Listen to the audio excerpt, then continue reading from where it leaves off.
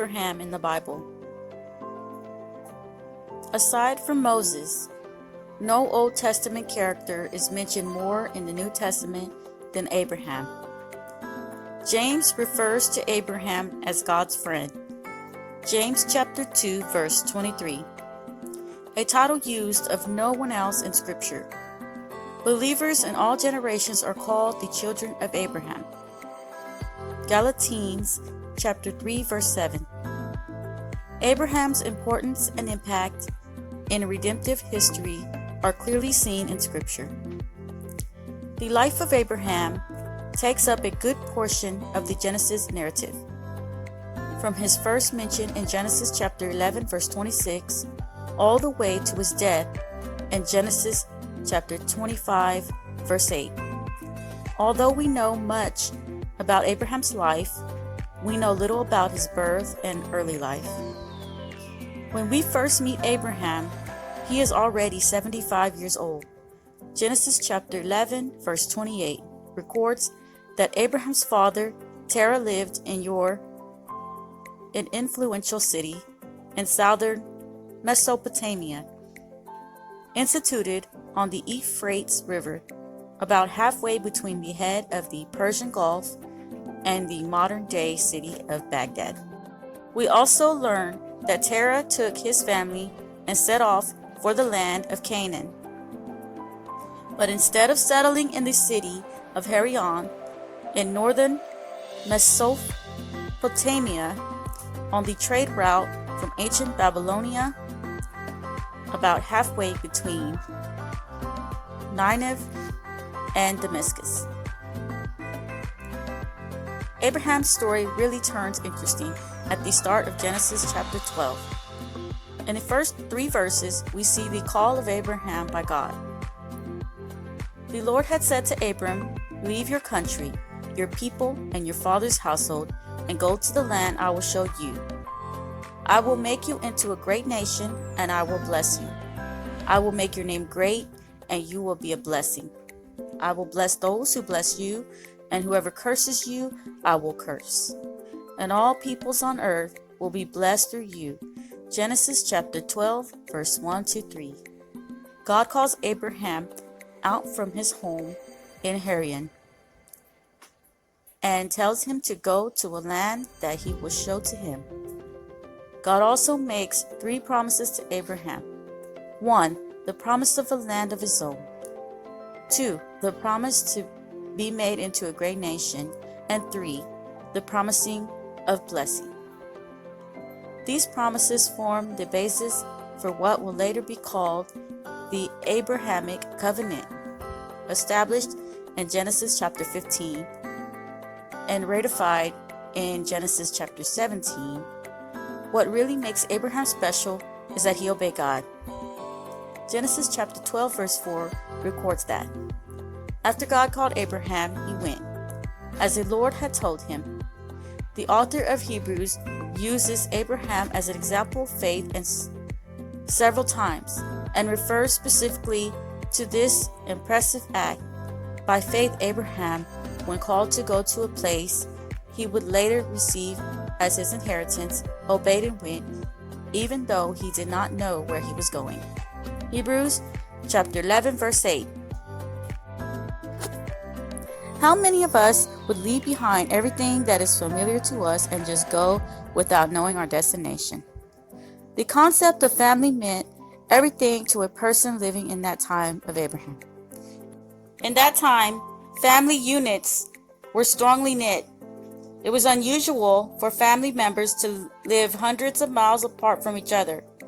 In addition, we're not told anything about the religious life of Abraham and his family prior to his calling. The people of Ur and Haran worshipped the ancient Babylonian pantheon of gods. In particular, the moon god, Sin. So God called Abraham out of a pagan culture. Abraham knew and recognized the call of Yahweh, the Lord, and obeyed willingly, not hesitantly. Another example of Abraham's life of faith is seen in the birth of his son Isaac. Abraham and Sarah were childless. a real source of shame in that culture. Yet God promised that Abraham would have a son. Genesis chapter 15 verse 4. This son will be the heir of Abraham's vast fortune with which God blessed him. And more importantly, he would be the heir of promise and a continuing of the godly line of Seth. Abraham believed the promise of God, and that faith is credited to him as righteousness. Genesis chapter 15 verse 6. God reiterates his promises to Abraham in Genesis chapter 17, and his faith is rewarded in Genesis chapter 21 with the birth of Isaac. Abraham's faith would be tested regarding his son Isaac in Genesis chapter 22. God commands Abraham to sacrifice Isaac on the top of Mount Moriah. We don't know how Abraham reacted intentionally to this command. All we see is Abraham faithfully obeying the God who was his shield. Genesis chapter 15 verse 1. Who had been extraordinarily gracious and good to him up to this point, as with the earlier command to leave his home and family. Abraham obeyed. Genesis chapter 22 verse 3. We know the story ends with God holding back Abraham from sacrificing Isaac. But imagine how Abraham must have felt. He had been waiting decades for a son of his own, and the God who promised his child to him was about to take him away. The point is that Abraham's faith in God was greater than his love for his son, and he trusted that even if he sacrificed Isaac, God was able to bring him back from the dead. Hebrews chapter 11 verse 17 to 19. To be sure, Abraham had his moments of failure and sin, as we all do, and the Bible doesn't shrink from relating them. We know of at least 2 occasions in which Abraham lied regarding his relationship to Sarah in order to protect himself in potentially hostile lands. Genesis chapter 12 verse 10 to 20 and chapter 20 verse 1 to 18. In both these incidents, God protects and blesses Abraham despite his lack of faith. We also know that the frustration of not having a child wore on Abraham and Sarah. Sarah suggested Abraham have a child with Sarah's servant, Hagar, on her behalf. Abraham agreed. Genesis chapter 16, verse 1 to 15. The birth of Ishmael not only demonstrates the futility of Abraham's folly and lack of faith, but also the grace of God in allowing the birth to take place and even blessing Ishmael. Interestingly, Abraham and Sarah were called Abram and Sarai at that time. But when Ishmael was 13 years old, God gave Abram a new name along with the covenant of circumcision and a renewed promise to give him a son through Sarai, to whom God also gave a new name. Genesis chapter 17. Abram, meaning high father, became Abraham, father of a multitude. Indeed, Abraham had many physical descendants, and all who put their faith in God through Jesus are also counted as spiritual heirs of Abraham. Galatians chapter 3, verse 29. The father of the faithful had his moments of doubt and disbelief, yet he is still exalted among men as an example of the faithful life. One obvious lesson to draw from Abraham's life is that we are to live a life of faith. Abraham could take his son Isaac up to Mount Moriah because he knew God was faithful to keep his promises. Abraham's faith wasn't a blind faith. His faith was a settled assurance and trust in the one who had proved himself faithful and true. If we were to look back on our own lives, we would see the hand of God's providence all over it. God doesn't have to visit us occupied by angels or speak from burning bushes or part the sea waters to be active in our lives? God is superintending and orchestrating the events of our lives. Sometimes it may not seem that way, but Abraham's life is evidence that God's presence in our lives is real. Even Abraham's failures demonstrate that God, while not protecting us from the consequences of sin, graciously works His will in us and through us. Nothing we do will thwart His plan. Abraham's life also shows us the blessings of simple obedience. When asked to leave his family, Abraham left. When asked to sacrifice Isaac, Abraham rose up early the next morning to do so. From what we can discern from the biblical narrative, there was no hesitation in Abraham's obedience. Abraham, like most of us, may have agonized over these decisions, but when it was time to act, he acted. When we discern a true call from God, or we read His instructions in His Word, we must act. Obedience is not optional when God commands something. We also see from Abraham what it looked like to have an active relationship with God. While Abraham was quick to obey, he did not shy away from asking God questions. Abraham believed that God would give him and Sarah a son, but did wonder on how it could be. Genesis chapter 17, verse 17 to 23. In Genesis chapter 18, we read the account of Abraham interceding from Sodom and Gomorrah. Abraham affirmed that God was holy and just and could not fathom Him destroying the righteous with sinners. He asked God to spare the sinful cities for the sake of 50 righteous and continued to work the number down until 10. Ultimately, there was not 10 righteous men in Sodom, but God did spare Abraham's nephew Lot and his family. Genesis chapter 19. In it, interestingly, that God revealed His plans to Abraham before destroying the cities, and that He was not taken aback by Abraham's questions. Abraham's example here shows us what it looks like to interact with God regarding His plans. Intercede from others. Trust God's justice and submit to His will. Abraham's lapses of faith, particularly in regards to the situation with Hagar and Ishmael, shows us the folly of trying to take matters into our own hands. God had promised a son to Abraham and Sarah, but in their impatience, their plan to provide a heir to Abraham backfired. First, conflict between Sarah and Hagar arose, and later on, conflict between Ishmael and Isaac.